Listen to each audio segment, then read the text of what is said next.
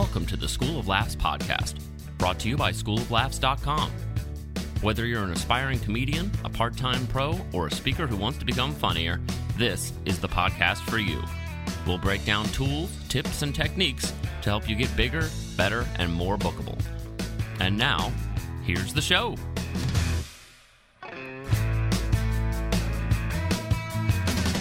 Hello and welcome to the podcast. Rick Roberts here. Hope you're having a great day wherever you are. Can't believe we're already tiptoeing our way into February. Boom, 1/12 of the year done, just like that. How do we do it? Don't know. Just time goes fast, man. Thanks to our Patreon supporter for this episode, Glenn Dennehy. Glenn, what's going on down there in Texas? Hope everything is going all right, bud. Thank you for supporting the podcast and to all the folks who support it through Patreon. You know, if you give $7 a month or more for the podcast, you get involved with Club 52, which is a weekly email in your inbox prodding you along, giving you actionable tactics and strategies to get bigger, better, and more bookable. And you also get to join a Zoom hangout every quarter. We just did that about 15 days ago or so, and that was a lot of fun. Good always to catch up with everybody and see what's going on. And we'll have another one of those coming up soon. So you can get in on the next one if you join through Patreon now. So thanks again, Glenn, and everybody else out there. Today, we are going to discuss Dave Chappelle's acceptance speech for the 2019 Mark Twain Prize, the Humor Award, as some folks call it. This prize was given out just a little while ago, a few months ago, and I wanted to do a podcast on it. And you know how it is at the end of the year for a clean comedian. There's a lot of company parties and shows. Just didn't have time to sit there and give it its just due. But I had a chance to finally do that this past week with our podcast editor and funny man, Doc Kennedy. We just kind of talked about the different points he brought up in the short speech. It's 8 minutes long. I don't have the audio to the speech on the podcast because I don't know how to get the rights to it. And I didn't want to just pop it on there and take somebody's copywritten material. So I've included a link in the show notes, and the link should be visible in all players. I would recommend listening to it, watching it for yourself. It's a YouTube link, and then listening to the podcast if you can. If you can't do that right now, go ahead and listen to me yak about it, and then watch it. We cover it pretty detailed, so you won't miss too much if you don't get a chance to see it first. But I thought he was pretty eloquent in his acceptance of the speech, and the points that he touched on, even though it was briefly that he touched on, were pretty accurate, dead on, and it's worth watching just to see how he gives some credit to his mom, which I thought was excellent and extra cool. So that'll be coming up here in just a second. And before we roll it, I just want to encourage you to maybe leave an iTunes review. I'm going to do this. For the first 10 posted Apple reviews of 2020, I want you to, if you want to review the show, then take a screenshot of the review. You can send that to schooloflaughs@gmail.com, and I'll reply back with a PDF of 2 tools that I used in the Master Laughter class. They are punchline checklist tools and a target list to make sure when you're writing a joke, you've got a couple of the essentials in there, and you can look through this checklist on the punchline side of things to make sure you actually have a strong punchline, not just a meandering opinion that never pays off. So that will go out to the first 10 posted Apple reviews of 2020. If you're hearing this on the day of release, jump in there, and I'll follow up on the next episode with some of the reviews, read them on the air, and automatically send you this PDF. So grab that while you can, folks. I thank you for your support, and now let's get into this discussion of the acceptance speech Dave Chappelle gave for the Mark Twain Prize in late 2019. Welcome to the podcast. Rick Roberts here. Got Doc Kennedy across. How's it going today, buddy? It's going great, Rick. Hey, I'm glad you're here with me because I wanted to discuss, and I want to do this for a couple of months, but just now I had time, Dave Chappelle and his Mark Twain Award acceptance speech that he did in October. There's some video floating around that reminded me of it the other day. I'm like, he had some really great stuff he said in there. I'd like to kind of get into it. Yeah, that was so cool, too, because I didn't even know that he got it in October, and I just saw that clip this week. Oh, really? So this will work. It's a Christmas miracle. Yeah, he said a lot of really cool things in there, and comics I think can learn from a lot of it. So I'm just going to hit maybe eight or so bullet points from the 8-minute speech. First off, I looked at the audience. Like, you could see some comics in there. Like, if you look at the audience, the the right side of the room was in tuxes, and then right in front of him were comics and peers who were a little less dressed up, which I thought was cool. Yeah. Which is the way I'd want it if I had to do an award speech, because the suits kill everything. And to have those people that have been on the journey with you. That was the right cool there. part. Yeah. That was the cool part. And he made it clear that they were part of that journey with him. Yeah, very clear that he grew up in Ohio, but then moved to D.C. and went to his performing arts high school, and kind of his mom was very studious and helped him kind of get where he is. And I'll get to her part here in a second.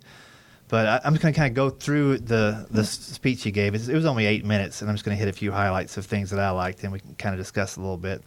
But one of the first things he says when he comes out is that stand-up comedy is an incredibly American job. I don't think any other country can produce as many comedians as we have. Nor should they, maybe, because there's maybe way too many comedians in America. But, I was like, is it incredibly American? I mean, it is from the standpoint that I think that we have freedom of speech. We can voice our opinions. Not every country can do that. But there are others that can. But, outside the U.S. and Canada, who do you think has more comics? It would have to be Britain. Yeah, Great Britain area, right? Yeah. So, and they can say what they want over there. Sure.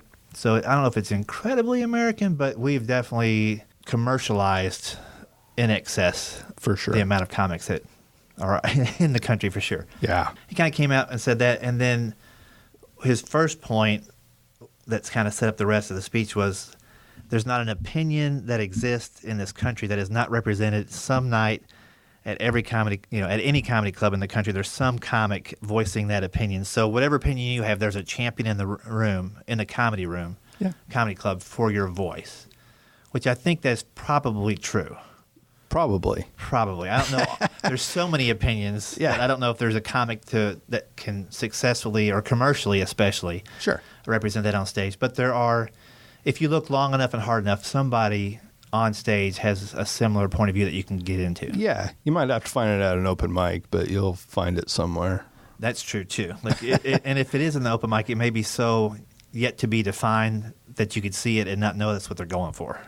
But so I just want to run past you. When you were growing up, like when comedy was on TV or whatever, who had a voice on stage that you kind of resonated with, as far as like, I kind of like their sense of humor and their point of view? Yeah, for me it was Jay Leno with the Tonight Show monologue. I just loved the setup punch, and you'll see that in my act today. I just love that. And he was going after things at that time. It would have been Bill Clinton. Wasn't afraid to shy away from it. And they didn't spend a ton of time on that, too. You would hit it, and then you'd go into whatever else was funny for that day. Yeah. It was very topical in both sense that it's the news topic of the day, but it's just the very top. We're not going to dig deep into it. We're going to keep it kind of silly and goofy. Yeah. I mean, you could have drummed on the Monica Lewinsky stuff forever. Yeah. But, they made the wise call of just, you get your jokes off of that real quick and then move into something else. Right. Try, especially when you're trying to appeal to such a broad audience on network TV. You don't want to just beat a dead horse. Sure. And, it's kind of the opposite of what we're seeing today, where they are beating that dead horse for sure. Especially Colbert. Yes.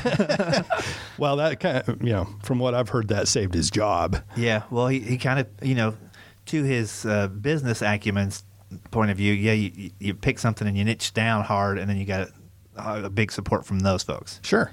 Which he better be pulling for a re-election here, because he's going to be out of work. That's the point too. You got to be careful what you wish for, because if it's all roses and cotton candy, you got nothing to make fun of. That's right. Yeah. When I grew up, I liked all kinds of comics, but I think the first guy that really knocked me over was Steve Martin. Yeah. And just seeing his King Tut thing, when that happened and he was on Saturday Night Live, I was just like, that is the funniest thing ever. Rode into town on a donkey, my favorite honky, that whole thing. Like, I was just dying laughing. And then, I like Dennis Miller, his approach to the Weekend Update. I thought he was smart, clever, and sometimes I had to go look up a word or two. Yeah. And Bill Cosby, too. Just the storytelling ability of sitting there and just keeping your mind occupied with all these characters. Yep. And I don't think my comedy reflects any of those three. There might be a glimpse of a punchline here and there, but it's where you find your own voice, which was the next thing that he brings up in this speech that Chappelle gave was, Miles Davis has a quote. It took me years to learn how to play like myself. Yeah. And man, he's saying that about him on stage, but every comic is, when you first start out, you're kind of, I always call it training wheels comedy. You're riding the bike of your favorite comedian for a while till you crash and you have to get your own bike. So the training wheels are the That's a great analogy. Well, just think about, gosh, if you just divided comics who are overly heavily influenced by Dave Chappelle or Mitch Hedberg, just the voice of those two and the rhythm and the pace. I saw a glimpse of a clip on Dry Bar yesterday. It was in my feed. And everything was Mitch Hedberg except for the content. Sure. And this guy looked nothing like him or anything, but it's just like he stole the whole delivery system. Yeah. So he's still in his training wheel stage and doing okay. Yeah. But those training wheels are so strong. Sure. For him. When you first started doing some stand-up, you mentioned Jay Leno, but was there any other voices that you've caught yourself? I mean, I know for sure. And this sounds kind of weird, but for me, I had a Dice Clay phase as well as a Foxworthy phase. And then I had a bit with both of them in it. But did you ever find yourself on stage or listening back going, oh, man, that kind of sounds a little bit like... Yeah, Seinfeld. Was it? Oh, yeah. Yeah, easily. I had... there was this interview that he did in the 80s with Larry Wilde. Mm-hmm. And I had bought these CDs. There was one with him, and I had one with Johnny Carson and some other guys. But that one was Seinfeld. I still know the whole thing. Uh-huh. And he was just talking about doing comedy. And so picking apart bits, which is still a big thing for me, pulling words. Mm-hmm. I can't stand wordy setups.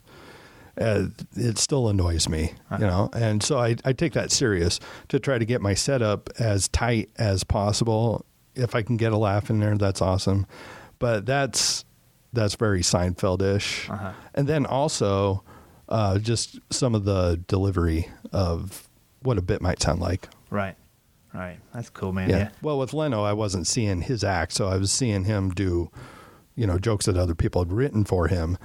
But I just love the setup punch because I was getting a laugh so quick. Uh-huh. And I love doing crowd work now. So, watching him do banter even with Kevin, on the side and all that stuff. I just love that. Yeah. I do love the idea of having a sidekick where you can just bounce some things off and the audience is there with you. But, and Carson did that so great with his, I grew up in the Carson era. So, yeah. And they had recently had that Carson channel on Sirius XM and I could not get enough of it. I think I heard every episode at least really? Once. Oh, yeah. Just how quickly he would acknowledge in the monologue if something wasn't working right. Or if maybe we shouldn't have done that one. And then there was one where he had to come out and apologize. I think it was because, gosh, it was a very minor affliction, but an affliction that people had. Okay. He made a joke about it, got some letters, but he was heartfelt the next day. He's like, even when we were going over that joke, I realized I probably shouldn't tell it, but some people have that, and I apologize. Huh. So you don't hear a lot of that anymore. Sure. Where people just own it and go, let's move on. Yeah. That's cool. And then there's another thing that he says in here, and he says it at the top, but he'll defend the art form and people's right to do their material and their content.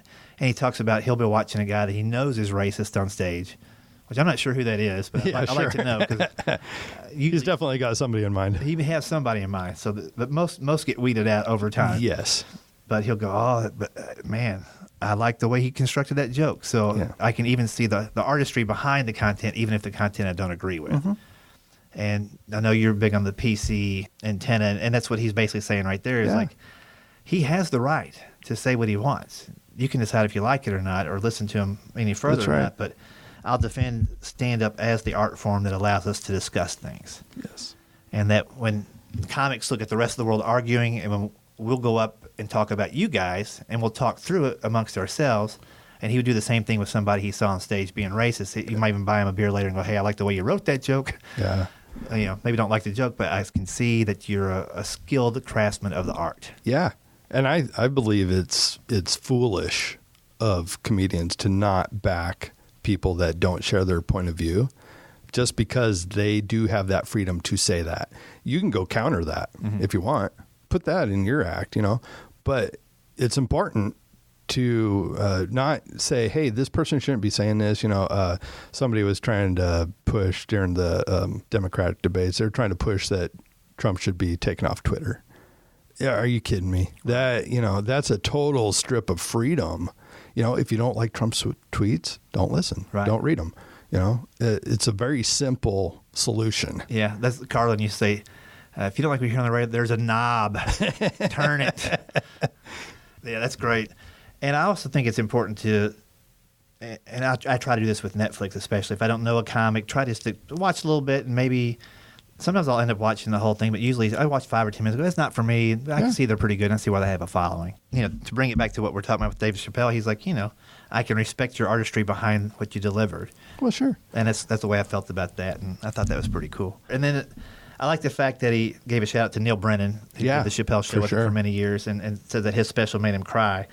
He added a punchline to it. But, if you watch Neal Brennan's special, where he talks about his depression and wanting to drive off the road and, all these things that he went through, it's just it shows you, again, there's a lot of depth to some comedy. It's not just everybody's an idiot. It's like, oh, sure, I have to laugh at these things because if I can't, I'm suicidal. Sure. Yeah. Well, I know that there's even, and more with the open mic scene is there's a lot of comics that for them it's therapy. Mm-hmm.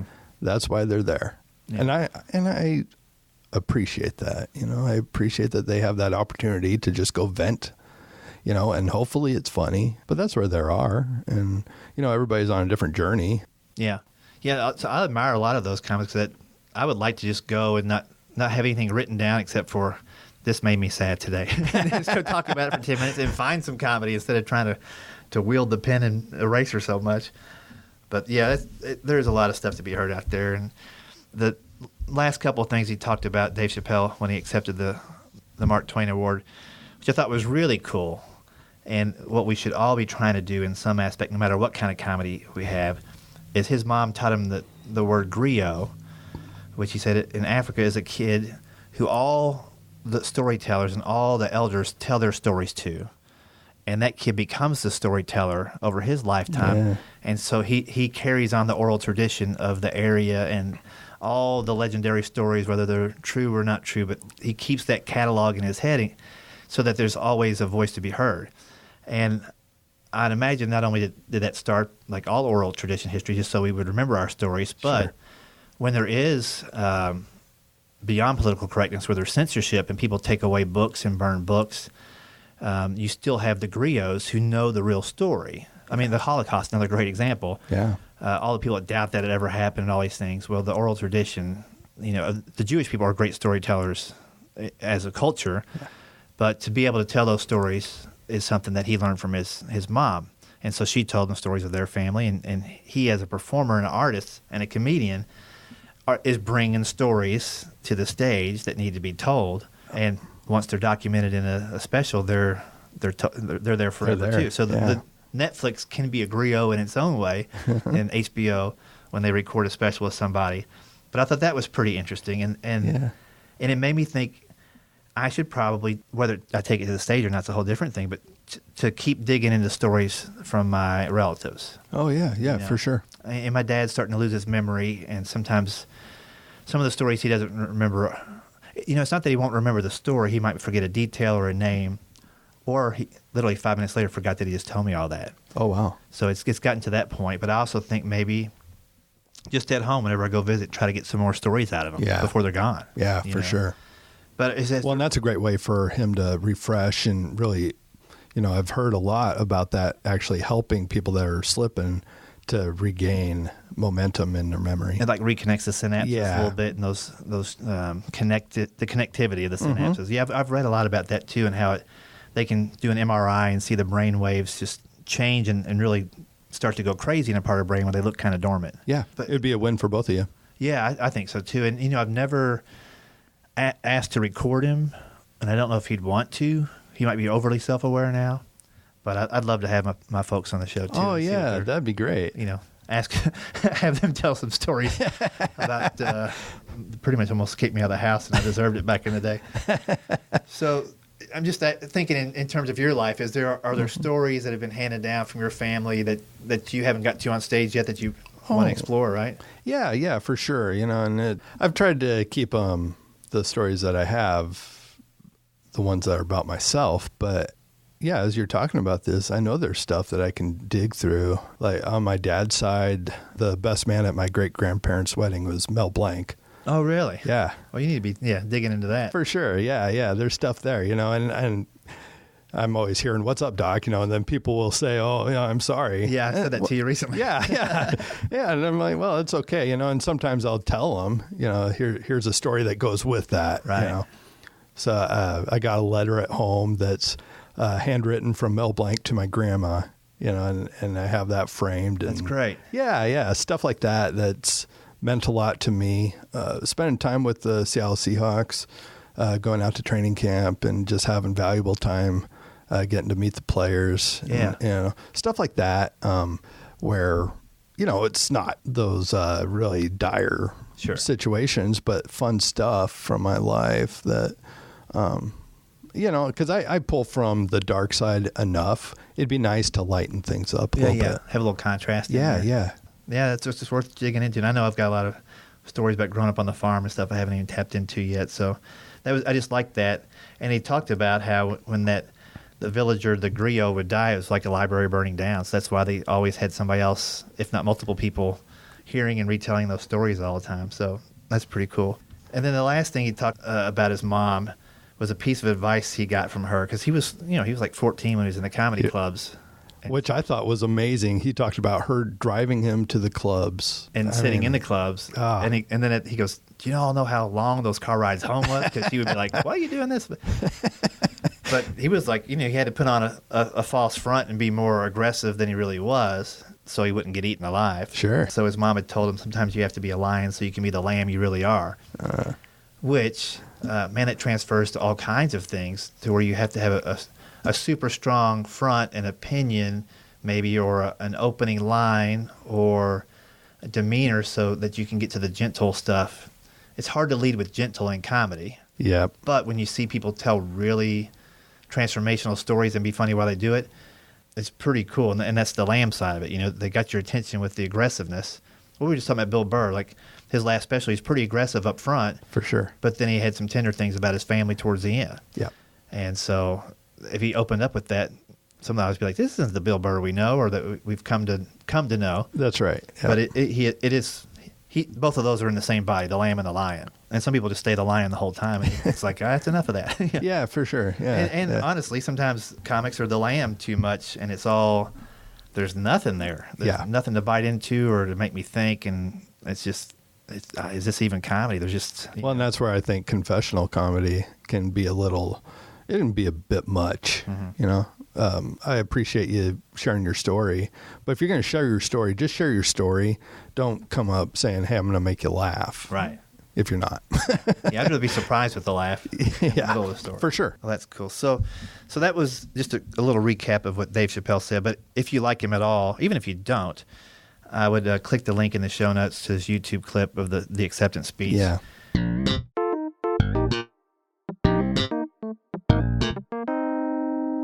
Thanks again, Doc Kennedy, for sitting in there with me and discussing it. It was a great little video, just 8 minutes long if somebody wants to check it out. And he definitely hit some things right on the nose. Nailed it. And all the more reason to like Dave Chappelle. That's it for this one, folks. Remember, the first 10 posted Apple reviews of 2020 will receive a free punchline and target checklist to make sure your jokes and your punchlines have the necessary elements. You're not just up there voicing an opinion that goes somewhere but not to the punchline. As simple as it seems, these checklists, though, are great reminders to help you zero in on your target and to make sure that you're giving us enough of a surprise to trigger a laugh. Thanks again, Doc, for editing the podcast. Thanks again, Glenn Dennehy, for your support, and all the others who support the podcast through Patreon. Stay safe out there, everybody, and stay funny. Thanks for listening to the School of Laughs podcast. If you'd like to hear more School of Laughs podcasts, you can find them on iTunes and Stitcher.com. And don't forget to subscribe and leave a review. For information on upcoming live and online classes, visit schooloflaughs.com. Until next time, stay tuned, stay focused, and stay funny.